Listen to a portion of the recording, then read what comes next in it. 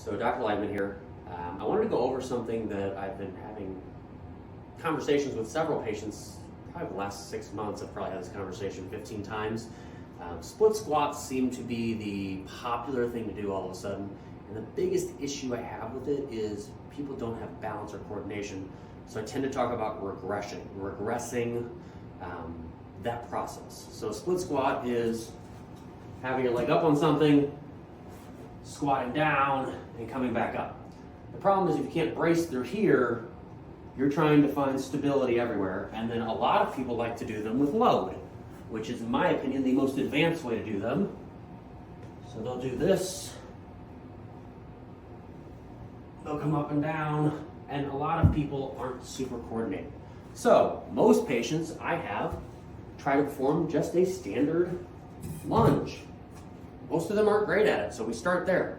So a simple lunge, bracing here, and moving through this range of motion is difficult for enough people. Why would we raise their feet?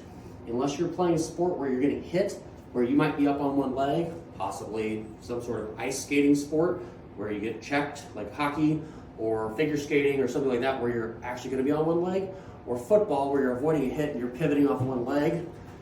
There's not an application of that for a lot of the general population. So start with something you can do, stabilize, and do a lunge. Guess what? If that becomes super easy, this is a 35-pound kettlebell. This isn't super heavy for me, but you can start running through range of motion and you can progress up in weight pretty easy. Once that becomes super easy, and when I say super easy, you're able to load 60, 70, 80, 100 pounds in one hand, and it's getting to the point that it's starting to make it too difficult to do, then move to something like a split squat, unweighted. Because there's a balance component, because one leg is in the air. And then go from there, and then go to the weighted version. Very realistically, that can take a year to a year and a half for most people. So something to consider when doing your workout. Thank you.